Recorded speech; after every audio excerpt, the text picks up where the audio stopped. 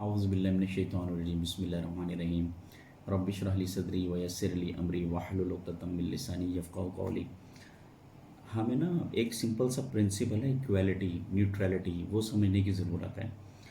اس وقت امت میں ایک چیز رائج ہو گئی ہوئی ہے، وہ یہ سمجھ رہے ہیں کہ ہم مسلمان ہیں، ہم کلمہ پڑھتے ہیں، ہم اللہ اور اس کے رسول پر ایمان لاتے ہیں، تو ہم جو مرضی کریں ہماری بخشش ہو جائے گی، ہمیں اللہ تعالیٰ ہمارا آسانی سے معاملہ فرمائیں گے اور اللہ رب العالمین ہمیں جنت میں بھیج دیں گے، اور اگر ہم جہنم میں بھی جائیں گے تو تھوڑے دنوں کے لیے جائیں گے، اپنی سزا پوری کر کے ہم پھر بھی جنت میں آ جائیں گے، بالآخر ہیں تو ہم محمد کے امتی صلی اللہ علیہ وسلم۔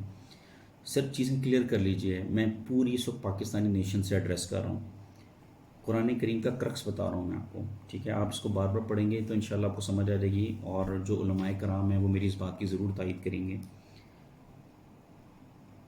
تمام انبیاء کو اللہ نے بھیجا، اور ہمارا ایمان ہے لا نفرق بین احد من رسولہ، کہ رسولوں کے درمیان کوئی فرق نہیں۔ بنی اسرائیل اللہ تعالیٰ نے پہلے قوم بھیجی، ان کے رسول بھیجے، اللہ تعالیٰ نے سیدنا موسیٰ علیہ السلام ان سے کلام فرمایا، اللہ تعالیٰ نے ان پہ اپنی نعمتیں تمام کیں اور ان کو اپنی لاڈلی قوم کہا۔ کیوں؟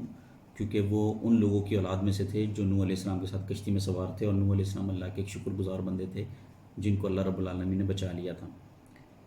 اللہ تعالیٰ کا ان سے ایک ہی وعدہ تھا، شکر گزاری پہ چلو، میری دیوی نعمت کی قدر کرو، اور ان کی دیوی نعمت کیا تھی؟ توریت پر ایمان لاؤ، اس سے اپنی پرسنالٹیز کو چینج کرو، توبہ کرو، جو اللہ رب العالمین کی خواہش ہے، جیسا اللہ تعالیٰ چاہ رہے ہیں اپنے آپ کو ویسا بناؤ، متقی بناؤ، پرہیزگار بناؤ، نماز پڑھنے والا بناؤ، اپنے والدین کے ساتھ احسان کرنے والا بناؤ، اللہ کے ساتھ کسی کو بھی شریک نہ ٹھہرانے والا بناؤ۔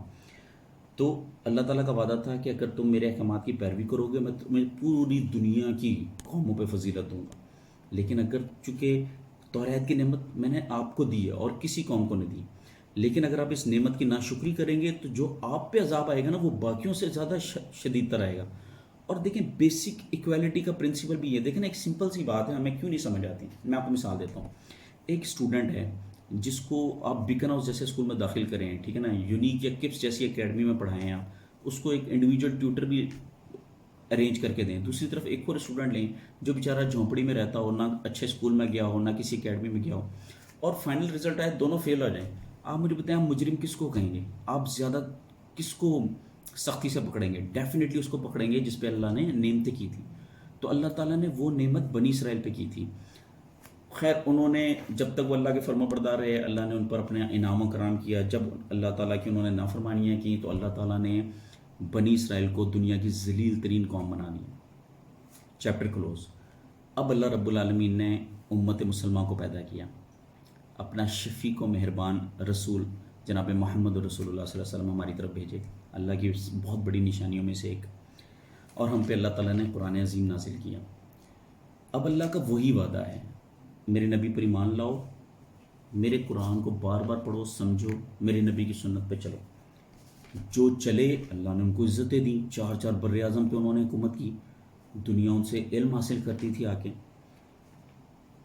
اب اگر ہم یہ نعمت ہمیں ملی ہے، یہ نعمت کسی اور کو نہیں ملی، اب ہمارا اور دوسروں کا کیا معاملہ ہے؟ سن لیں سر، اگر کوئی شخص کفر کرتا ہے، انکار کرتا ہے، مشرک ہے، وہ ایمان ہی نہیں لاتا، ڈیفینیٹلی وہ جہنم میں جائے گا۔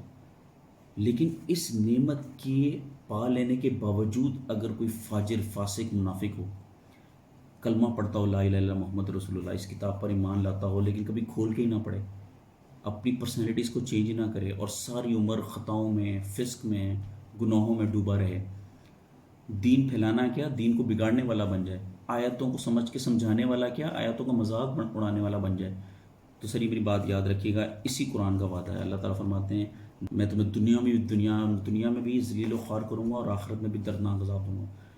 تو پھر ایکویلٹی اور نیوٹرلٹی کا پرنسپل یہ کہتا ہے کہ دنیا میں ہم بنی اسرائیل سے بھی بڑھ کر ذلت اٹھانے والے بنیں، اور آخرت میں مشرک سے بھی بڑھ کر عذاب اٹھانے والا بنیں۔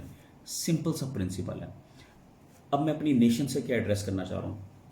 پاکستانی قوم بے تحاشا صلاحیتوں سے بھری ہوئی ہے، اللہ تعالیٰ نے اس کے اندر جذبہ رکھا ہے انسانیت کی خدمت کرنے کا، دین کی خدمت کرنے کا، دین سے محبت کا جو جذبہ میں نے پاکستانیوں میں دیکھا ہے، میں دنیا کے بہت سے ممالک میں پھرا ہوں، میں نے وہ پوٹینشل، وہ انٹینسٹی کم دیکھی ہے دوسروں میں جو پاکستانیوں میں اللہ نے دی ہے۔ جب یہ خیرات کرنے پہ آتے ہیں عورتیں تو اپنی زیور اتار دیتے ہیں، خیرات کرنے پہ آتے ہیں، اپنا گھر تک بیچ دیتے ہیں، خود سڑکوں پہ آ جاتے ہیں لیکن خیرات کر دیتے ہیں، خود حادثے کا شکار ہو جاتے ہیں لیکن دوسروں کو بچا لیتے ہیں، خود شہید ہو جاتے ہیں لیکن دوسروں کی جان بچا لیتے ہیں۔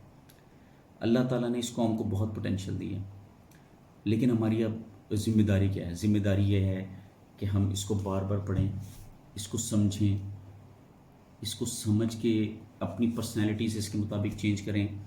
یقین مانیے قرآن میں وعدہ ہے، جیسے اللہ تعالیٰ نے پچھلی قوموں کو خلافتیں دیں، اللہ آپ کو بھی خلافت دے گا، اللہ ہمیں خلافت دے گا، دنیا ہم سے آ کے علم سیکھے گی، اپنے خزانوں کی چابیاں اللہ ہمیں دے دے گا۔ لیکن اگین یہ تو ہے بشارت، لیکن یہاں پہ جو خوف والی بات ہے وہ یہ ہے کہ اگر ہم اگنورنس میں پڑے رہے، لاپرواہیوں میں پڑے رہے، تو پھر ہمارا وہ حال ہوگا کہ جو بنی اسرائیل کا ہوا ہے، یا شاید اس سے بھی بدتر۔ جزاک اللہ، تھینک یو سو مچ۔